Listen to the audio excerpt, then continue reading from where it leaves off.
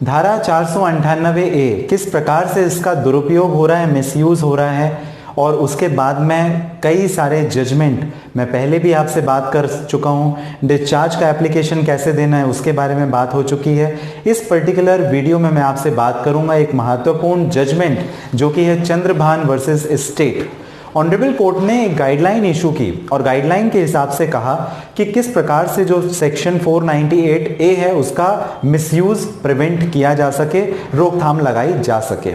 सबसे पहली गाइडलाइन कि हर किसी केस में जहां पर महिला पुलिस थाने पहुंच जाए, वाइफ पुलिस स्टेशन पहुंच जाए, एफआईआर दर्ज कराने की कोशिश की, ऐसी एफआईआर दर्ज ना की जाए। दूसरा, पुलिस जो अथॉरिटी है, क्योंकि सेक्शन 498A से संबंधित जो शिकायत दर्ज करनी है वो पुलिस को करनी है, तो उस पर्टिकुलर काम को करने के लिए सबसे पहले प्रॉपर जो कंप्लेंट है उसकी स्क्रीनिंग करे, अच्छे से देखे, अगर सुटेबल लगता है, रीजनेबल लगता है, तभी उस आवेदन को लेकर के आगे कार्यवाही के लिए प्रेषित करे या भेजे। दूसरा, कोई भी एफआईआर होगी तो उसमें अगर 498A या 406 आईपीसी का कंटेंट है तो जब तक कि डीसीपी या एडिशनल डीसीपी की परमिशन ना हो, डेप्यूटी कमिश्नर ऑफ पुलिस की, तब तक एफआईआर ना दर्ज की जाए। मतलब ये तीन तो महत्वपूर्ण बातें मैंने आपको बता दी। और इसके साथ ही साथ जब कभी भी पुलिस एफआईआर दर्ज कराएगी तो पुलिस बाउंड है कि एक रीजनेबल सेटलमेंट दोनों ही पार्टीज के बीच में करवाने की कोशिश करेगी, चाहे वो स्त्री धन से संबंधित है या डावरी से संबंधित है या आर्टिकल से संबंधित है या रिटर्न कुछ गिफ्ट आर्टिकल से उससे संबंधित है। तो जो भी शिकायत करता है या याचिका करता है, जो महिला है, जो वाइफ है, उसकी शिकायत का निराकरण करते समय उस सेटलमेंट कराने की कोशिश करेगी। और जो भी स्त्री धन या डावरी या आर्टिकल्स या ऑर्नामेंट्स है उसको लेकर के एक सुटेबल वो पहले काउंसलिंग करेगी, मीडिएशन करेगी, और अगर उचित लगता है उसके बाद ही एफआईआर दर्ज की जा सकेगी। एक और गाइडलाइन जहां पर ऑनरेबल कोर्ट ने सेम जजमेंट जो चंद्रभूषण वर्सेस स्टेट का जजमेंट मैंने आपको बताया, वहां पर यह भी कहा कि कभी भी जब भी इन्वेस्टिगेशन हो रही है उसके पहले या बाद में ऐसे ही आप गिरफ्तार नहीं कर लेंगे। उसके लिए एक और जजमेंट है, Arnesh Kumar versus state of Bihar का जजमेंट, जहां पर ऑनरेबल सुप्रीम कोर्ट की गाइडलाइंस है कि आप हर डोमेस्टिक वायलेंस के केस में जो अक्यूज्ड है, जिसके अगेंस्ट में आरोप लगे हुए हैं, आप उसे गिरफ्तार नहीं कर लेंगे।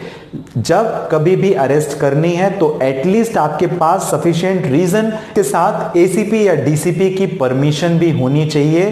तभी आप अरेस्ट कर सकते हैं अक्यूज्ड को। एक और महत्वपूर्ण बात इसमें यह भी ध्यान में रखनी है कि जो भी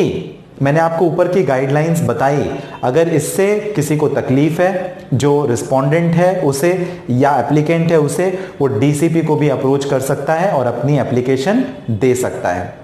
अब मैं आपको बता देता हूं कि एक महत्वपूर्ण judgment Sushil Kumar Sharma versus union of India and others का जजमेंट ऑनरेबल सुप्रीम कोर्ट ने स्पेशली 498, 406 आईपीसी के बारे में कहा कि ये जो धाराएं हैं वो इस वजह से थी कि क्योंकि डावरी, हमारे जो भारतीय समाज है वहां पे डावरी यानी दहेज बहुत ज्यादा लिया या दिया जाता था, तो उसको प्रिवेंट करने के लिए धारा लेकर के आई गई कि आप लड़की या बहू के साथ में मारपीट ना करें, उसे मेंटल या फिजिकल टॉर्चर ना करें, उसे परेशान ना करें डावरी के लिए। तो एक प्रिवेंटिव मेजर के तौर पर इसे लेके आया गया था कि थ्रेट ना हो डावरी से संबंधित महिला को, लेकिन इसको एज अ वेपन दुरुपयोग होना शुरू हो गया। इसके साथ ही साथ में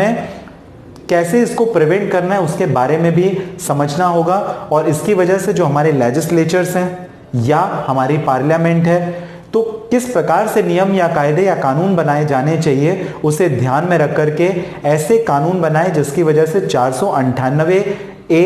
या 3/4 डावरी प्रोहिबिशन एक्ट जैसे कानून या डोमेस्टिक वायलेंस एक्ट का दुरुपयोग ना हो सके, उपयोग हो, दुरुपयोग ना हो, उससे संबंधित क्या नियम बनाए जा सकें उसके बारे में हमारे लेजिस्लेचर और पार्लियामेंट को ध्यान देना चाहिए, जिसकी वजह से अननेसेसरी जो विमेन है, जो महिला है, उसे टॉर्चर भी ना हो, उसकी डेथ भी ना हो, क्योंकि 304 बी के भी तो केसेस होते हैं। तो आप ऐसा भी नहीं कह सकते कि महिलाओं को परेशानी नहीं है, कई जगह बहुत सीरियसली उनको तकलीफ तो है, लेकिन हर जगह नहीं है, ये भी बात स्पष्ट है। तो इन्हें टॉर्चर या डेथ या क्रुएलिटी जो कि मानसिक व शारीरिक रूप से हो उसमें ना हो, और किसी भी निर्दोष व्यक्ति को बेवजह का कानून के शिकंजे में आकर के तकलीफ का सामना ना करना पड़े, सच्चाई सामने आए और जो भी गिल्टी है उसे उसका पनिशमेंट मिले, लेकिन जो निर्दोष है उसे उसकी सजा ना मिले। ऐसे प्रावधानों को ध्यान में रख करके ऑलरेडी काफी सारी सुप्रीम कोर्ट की गाइडलाइंस हैं, ऑनरेबल हाई कोर्ट की गाइडलाइंस हैं, तो उसे ध्यान में रख करके लेजिस्लेचर या पार्लियामेंट को नियम कायदे कानून में बदलाव या नए कानून का निर्माण करना चाहिए। आपका क्या कहना है 498 ए से संबंधित दुरुपयोग या उपयोग से संबंधित, आप मुझे कमेंट बॉक्स पे जरूर मेंशन कीजिए। इसके साथ ही पर्सनली अगर किसी प्रॉब्लम से संबंधित बात करना चाहते हैं तो व्हाट्सएप नंबर, अपॉइंटमेंट लिंक इस वीडियो के डिस्क्रिप्शन में है, जहां से आप मुझे बात कर सकते हैं। साथ ही नए सब्सक्राइब कर लीजिए, आपका अपना चैनल है ऑनलाइन लीगल हेल्प। मिलते हैं अगले वीडियो में, तब तक के लिए जो आप कीमती और महत्वपूर्ण समय हमेशा मुझे देते हैं, इसके लिए आप सभी का बहुत धन्यवाद।